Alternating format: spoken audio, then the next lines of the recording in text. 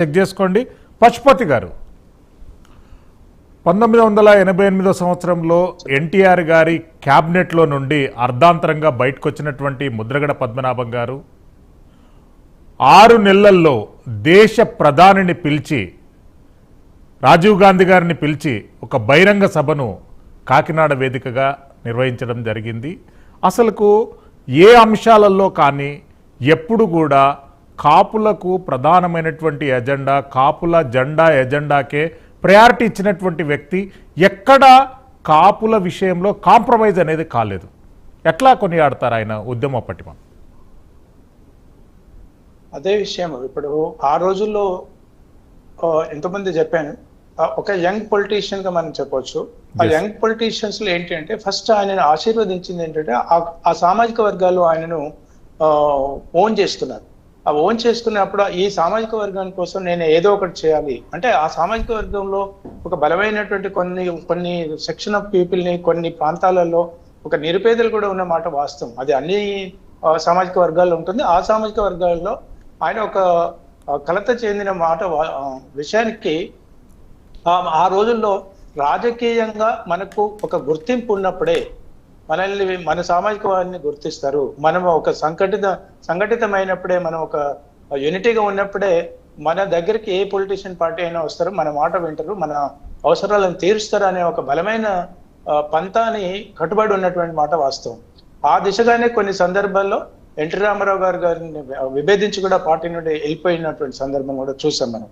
అదేవిధంగా ఆ పార్టీ నుండి తర్వాత మళ్ళీ కొన్ని సందర్భాల్లో కేఈ కృష్ణమూర్తి గారు, మన తెలంగాణకు చెందినటువంటి జానారెడ్డి గారి పార్టీ, వాళ్ళు కూడా పెట్టిన దాంట్లో మళ్ళీ జాయిన్ అయ్యారు. అంటే ఎప్పటికప్పుడు తనదైన శైలితో నా సమస్యను, నా గొంతును నేను ఎప్పుడు వినిపిస్తుంటాను, పార్టీలు ఏదైనా పర్వాలేదు కానీ నా సమస్యల పరిష్కారమే నాకు ప్రాధాన్యం అనేటువంటి ఏదైతే ఎజెండా ఉందో, ఆ ఎజెండానే ఇవాళ ఆ సామాజిక వర్గమే కావచ్చు, లేకపోతే వేరే పీడిత ప్రజలు కూడా ఇవాళ లక్షలాది మంది, వేలాది మంది తరలి వచ్చారంటే ఆయన కేవలం మనం సామాజిక వర్గానికి ఆపాదించకూడదు. అది ఒక ప్రధానమైనటువంటి భూమిక, ప్రధానమైనటువంటి ఎజెండా పెట్టుకున్నారు. దాంతోపాటు మంత్రిగా ఉన్నప్పుడు కానీ, శాసనసభ్యుడిగా ఉన్నప్పుడు కానివ్వండి, పార్లమెంట్ సభ్యుడిగా ఉన్నప్పుడు కానీ ప్రజలు కూడా సర్వీస్ ఓరియంటెడ్ గా, అంటే మాస్ ఫాలోయింగ్ ఉన్నటువంటి వ్యక్తి. అతను చేసినటువంటి సందర్భాన్ని కూడా మరి ప్రజలు గుర్తించుకున్నారు. కాబట్టి ఆ ప్రాంతాల యొక్క అభివృద్ధి, ఆ గ్రామాల యొక్క చైతన్యం చేయగలిగిండు రాజకీయంగా. ఆయన ప్రతి సామాజిక వర్గాలను కొంత అవగాహన కల్పించేసి అవేర్నెస్ క్రియేట్ చేసినటువంటి వ్యక్తి. ఎందుకంటే ఒక యంగ్ పొలిటీషియన్ గా ఈ wanted to create his own symbol.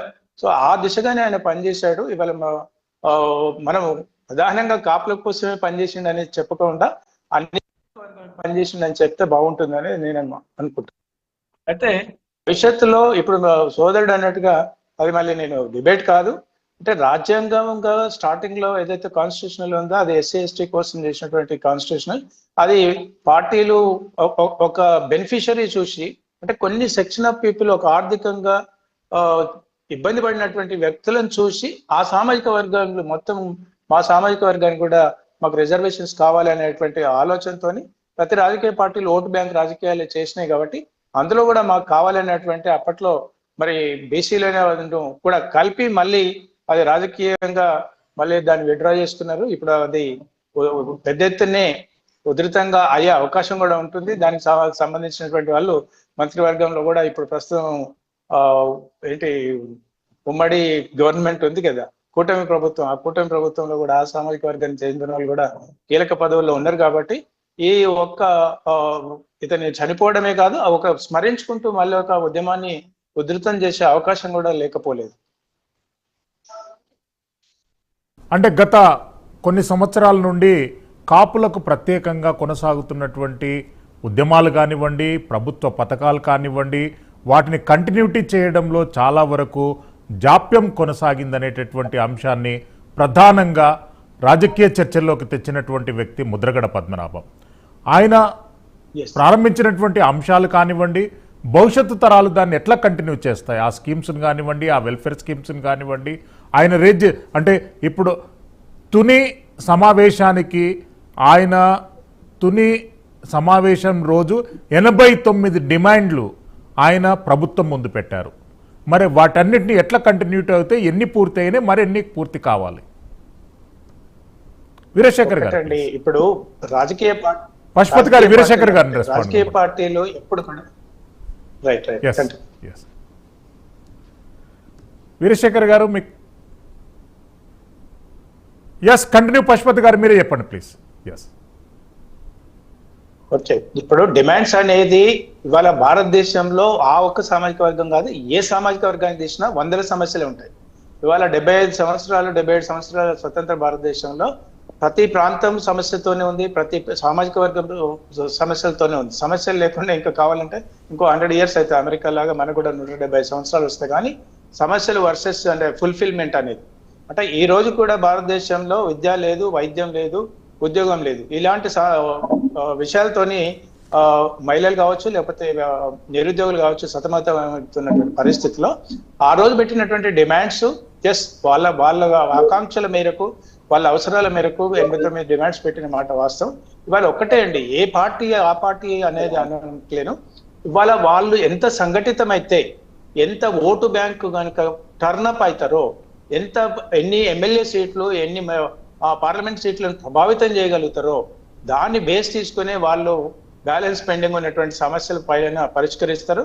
దానికి వాళ్ళు ఒంగొంగి దండాలు పెట్టేటువంటి పరిస్థితులు ఉన్నాయి తప్ప ఇవాళ కేవలం ఓట్ల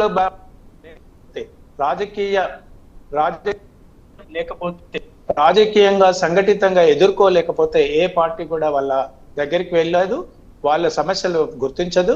ఆ సామాజిక వర్గాల అభ్యున్నతికి ఏ పార్టీ కూడా మనస్ఫూర్తిగా చేయాలని మాత్రం అనుకోదు. అందుకనే ఒక పెద్ద ఇప్పుడు మళ్ళీ ఒక ఉద్యమం మళ్ళీ రగిలినట్టే. ఆయన చనిపోవడం వల్ల ఏంటంటే, ఆయన చనిపోయాడు, ఆ ముద్రగడ పద్మనాభం గారు కాపు ఉద్యమం అనేది మళ్ళీ ఒకసారి తెరపైకి తెలవనోడు కూడా మళ్ళీ తెలిసి మళ్ళీ ఉద్యమ స్ఫూర్తి ఆయన మరణానంతరం మళ్ళీ ఊపందుకునే అవకాశం తప్పకుండా ఉంటుంది. ఎందుకంటే ఆ సామాజిక వర్గాల్లో ఉన్న వాళ్ళు కూడా ప్రస్తుతం అధికార పార్టీలో ఉన్నారు.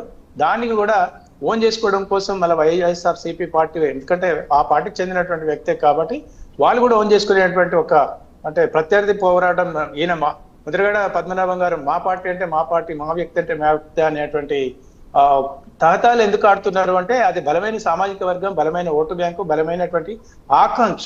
ప్రధానంగా ఆ ఆకాంక్ష ఏదైతుందో ఆ ఆకాంక్ష ఎఫెక్టివ్నెస్ పనిచేసే అవకాశం తప్పకుండా ఉంటుంది. చనిపోయినా కూడా మరో దశాబ్ద కాలం ముద్రగడ పద్మనాభం గారు ప్రతి మీటింగ్ లో, ప్రతి ఉద్యమ పోరాటంలో ఆయన చిత్రపటాన్ని పెట్టే అవకాశం కూడా లేకపోలేదు. ఎందుకంటే ఉద్యమ స్ఫూర్తికి పునాది బిల్డింగ్ కి పిల్లర్ ఎట్లయితే అవుతాడో ఆ సమస్యల పరిష్కారం కోసం ప్రయత్నించిన వ్యక్తి కాబట్టి ఆయన చనిపోయినా కూడా ఆ సామాజిక వర్గాల్లో బ్రతికే ఉండేటువంటి ఆలోచన, అవగాహన ఆ విధంగా ముందుకెళ్తారని నేను అనుకుంటున్నాను. వీరశేఖర్ గారు 1994 సంవత్సరం నుండి ఇప్పటి వరకు కూడా కాపుల డిమాండ్స్ అనేటటువంటిది కేవలం రాజకీయ మేనిఫెస్టో అజెండాలుగానే ఉన్నాయి. ఇన్ యాక్షన్లో అవి పూర్తి కాలేదు. వాటిని